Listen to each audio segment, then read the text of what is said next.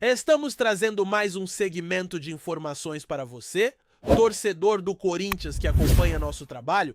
Vou compartilhar os pormenores acerca do novo empréstimo de Thales Magno ao clube e gostaria de ouvir sua opinião sobre o valor desse acordo. Também falaremos sobre a situação de Rodrigo Garro, que está se preparando para viajar à Espanha a fim de tratar sua lesão. Além disso, irei divulgar atualizações sobre Hugo, cuja lesão de 6 centímetros foi divulgada logo após a final na última sexta-feira e o manterá afastado dos campos. É essencial discutir a escalação do Corinthians para o confronto contra o Huracan, já que o time fará sua estreia na Copa Sul-Americana nesta quarta-feira. Estou aqui para oferecer essas novidades em primeira mão, com 2 décadas de experiência no jornalismo, focando em todos os aspectos do Esporte Clube Corinthians Paulista. É sempre relevante lembrar que você pode interagir com o conteúdo e se manter por dentro das atualizações. Vamos nos aprofundar nas informações que possuo, que são numerosas e relevantes. A respeito de Rodrigo Garro, o Corinthians confirmou que ele viajará para a Espanha para um tratamento inovador, visando abordar a tendinopatia patelar do joelho direito, uma lesão que já se tornou crônica. Essa informação foi divulgada em primeira mão. O departamento médico do clube está gerenciando todo o processo. Apesar da viagem, o clube informou que a situação do joelho de Garro apresentou melhorias. Ele apresenta a mesma lesão em ambas as articulações, mas a situação do joelho esquerdo foi tratada com êxito. Contudo, o quadro do joelho direito se complicou. Garro já havia manifestado a necessidade de um repouso, afirmando que não consegue desempenhar o mesmo futebol do ano anterior em função da situação atual de sua articulação. Ele comentou que precisa reduzir a inflamação do joelho, que já sofreu diversas intervenções. Também é importante destacar que ele não deseja mais passar por esses procedimentos. O argentino vem enfrentando essa lesão crônica desde o ano passado e parece que a situação se intensificou um pouco neste ano.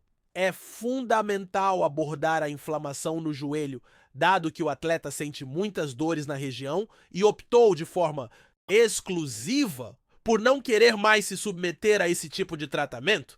Essa informação foi confirmada. O jogador argentino tem enfrentado dificuldades com essa lesão crônica desde o ano anterior e parece que a situação se agravou um pouco nesta temporada. Em relação ao Corinthians, nesta segunda-feira, o meio-campista viajou para a Espanha a fim de passar por um procedimento inovador. Conforme comunicado pelo clube, em um centro de reabilitação em Madrid, sob a supervisão do departamento médico. O intuito é progredir no tratamento da tendinopatia patelar no joelho direito do atleta, que já mostrou uma melhora considerável com a assistência dos profissionais. Ele permanecerá na Europa por uma semana. O clube assegurou que houve avanços, mas a situação ainda gera preocupações. Vamos aguardar as próximas decisões, pois mesmo com a melhora, o jogador continua sentindo mais desconforto do que no ano passado, segundo suas próprias palavras. É uma situação reminiscentes da anterior. Além disso, outro jogador também está fora da equipe por um período superior a 1 mês. Peço desculpas por trazer essa informação, mas é essencial reconhecer o trabalho realizado. Na última sexta-feira, foi noticiado que esse atleta estava se esforçando mais do que o jogador anterior devido a uma lesão muscular de 6 centímetros na coxa, classificada como grau 2. Ele estará realmente indisponível para as próximas partidas devido a essa lesão. Desse modo, não participará dos confrontos contra o Huracan e Vasco por cerca de 1 mês ou mais. O provável substituto é uma pessoa que já atuou no empate diante do Bahia. Apesar de não sermos os maiores admiradores do estilo desse substituto, ele teve um desempenho satisfatório na última partida e não comprometeu. A lesão aconteceu no empate contra o Guarani no dia 23 de fevereiro, um jogo em que não era necessário que ele estivesse em campo, considerando que era a última rodada da fase de grupos do Campeonato Paulista. O que destaco é que algumas decisões não fazem sentido e questiono a relevância de o atleta ter jogado. Recordo que mencionei a presença constante dos torcedores e comentei: esse jogo deveria ter sido uma chance para testar outro jogador. Fui listando outras opções e afirmei que ele não precisava jogar. Agora, com a lesão, é essencial refletir sobre essas escolhas. Naquela ocasião, ele sentiu um desconforto e foi identificada uma pequena laceração. Entretanto, a situação se complicou na competição. Após conquistar o título, ele revelou que jogou sentindo dores, se sacrificando. De fato, um canal especializado foi o primeiro a divulgar essa informação. Agora, o departamento de fisioterapia fará os procedimentos necessários e ele ficará afastado por aproximadamente um mês, talvez um pouco mais. Como será a composição do Corinthians que enfrenta o Huracan às 19 horas na abertura da fase de grupos da Copa Sul-Americana nesta quarta-feira? Há incertezas por parte do técnico em razão de contusões. Ele está indeciso entre escalar um time alternativo ou optar pelos jogadores principais. O que se sabe é que ele tentará escalar o maior número possível de titulares, mas se os exames apontarem que algum atleta está em risco, ele será poupado. Além disso, se qualquer jogador relatar um desconforto, também ficará de fora. Até o momento, a formação que se pode prever inclui Donelli no gol, Mateuzinho na lateral direita, Félix Torres e Gustavo Henrique na defesa e Anchille na lateral esquerda. No setor de meio campo, Ranieri, que ocupa a posição de titular, e José Martins, que costuma apresentar uma dor muscular. Caso ele não jogue, outro volante pode ser escalado. A dúvida ainda paira entre Coronado, Romero e Thales Magno, e assim a montagem da equipe vai se configurando. Na ala esquerda, o time de Anchille conta com Ranieri, que é o titular na função, enquanto José Martins frequentemente lida com dor muscular. Se José Martins não puder atuar, outra opção no meio pode ser considerada. As alternativas são diversas: Carrídio, Coronado, Romero ou Thales Magno. A tendência é que Coronado seja escolhido, já que é crucial avaliá-lo para entender sua real contribuição futura. No ataque, se Yuri não estiver em condições, Romero entra na equipe. Se o técnico decidir por Romero ao invés de Coronado, pode-se ver Thales em campo, formando assim um trio ofensivo, com Memphis atuando como centroavante, Thales em uma das pontas e Romero na outra. A linha de meio campo poderia contar com Carrídio, Ranieri e possivelmente José Martins ou Breno Bidon. Com a ausência de Garro, seria interessante testar Bidon em uma posição mais avançada, considerando que ele possui um bom passe e, apesar de algumas dificuldades na defesa, poderia brilhar em uma função mais ofensiva. Portanto, será necessário aguardar as definições, pois essas são as opções disponíveis para o técnico enfrentar o Huracan. Em uma informação exclusiva, será divulgado o valor que um clube deverá desembolsar para o empréstimo de um jogador, caso a transação se concretize. O montante em questão é de 850 mil dólares, o que corresponde a aproximadamente 4.830.000 reais e 8 centavos, quase alcançando 5 milhões. O clube interessado deseja prorrogar o empréstimo até o meio do ano que vem, enquanto a equipe que detém os direitos do atleta prefere que o acordo se limite ao final deste ano. O jogador também manifesta a intenção de permanecer até o meio do ano que vem, resultando em um impasse entre os desejos das partes envolvidas. A expectativa de um acerto até o meio do ano que vem é significativa, enquanto o clube que possui os direitos buscam um empréstimo que vá apenas até o final deste ano. O valor em discussão, que está sendo negociado entre os dois clubes, é de 850 mil dólares, o que representa cerca de 4.830.000 reais e 8 centavos. Ao arredondar, se fala praticamente em 5 milhões de reais. O que pode oscilar é a taxa de câmbio e o preço do dólar, que está em torno de R$ 5,60, podendo atingir 5 milhões em um futuro próximo.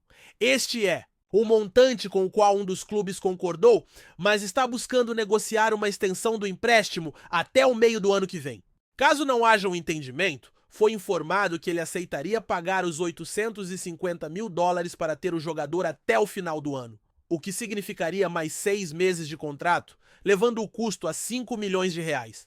Além disso, a equipe quer que esses 5 milhões assegurem mais um ano de empréstimo. Esta é a negociação em curso e a informação exclusiva que está sendo compartilhada. O que se pensa sobre desembolsar 850 mil dólares, quase 5 milhões de reais, para manter o jogador até dezembro deste ano? Se conseguir prorrogar até o meio do ano que vem, talvez faça mais sentido, mas segundo muitos, até o fim deste ano, o valor é considerado elevado. É sempre interessante ouvir diferentes opiniões. Amanhã haverá programação regular com um encontro ao meio-dia. Ontem não foi possível, mas amanhã haverá um retorno. Às 19 horas, haverá uma discussão sobre a situação de um atleta em relação às cirurgias. A programação pode ser acessada através de um link específico.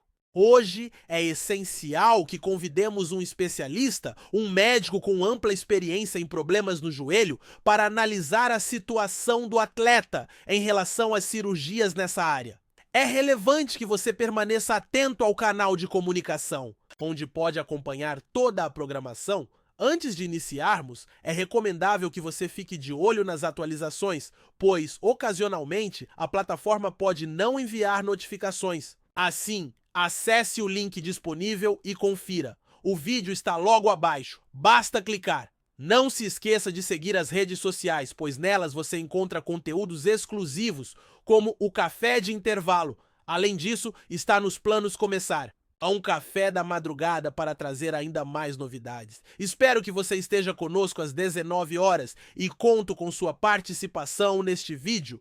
Um grande abraço e que Deus nos ilumine. Antes de prosseguirmos, te pedimos que deixe seu like e já se inscreva no canal para não perder nenhuma novidade exclusiva do Corinthians. Continuando. Nos bastidores do futebol brasileiro, um rumor explosivo tem agitado os torcedores. Zico, o galinho de Quintino, ícone eterno do Flamengo, surpreendeu a todos ao revelar em uma entrevista recente que teria o desejo de comandar o Corinthians. A declaração, que pegou de surpresa até os mais próximos do ex-jogador, gerou uma onda de especulações sobre o futuro do treinador, que atualmente ocupa o cargo de diretor técnico do Kashima Antlers no Japão. Mas seria esse apenas um sonho ou uma possibilidade real para o futebol paulista? Zico, com sua vasta experiência como jogador e treinador, possui um currículo recheado de glórias.